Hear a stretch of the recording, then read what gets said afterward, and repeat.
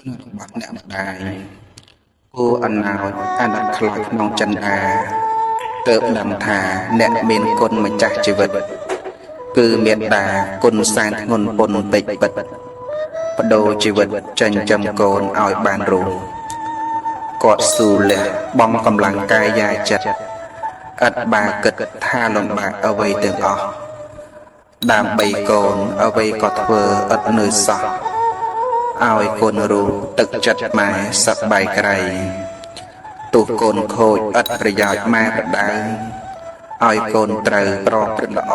ប្រឹងលុបលៃនេះហើយជាទឹកចិត្តម៉ែល្អប្រពៃកូនប្រុសស្រីចូលចងចាំទុកឲ្យជាគាត់ពោតៃធ្ងន់ពេកក្រៃព្រោះតែយើងហាមដៃជើងតមហាដើម្បីអ្នក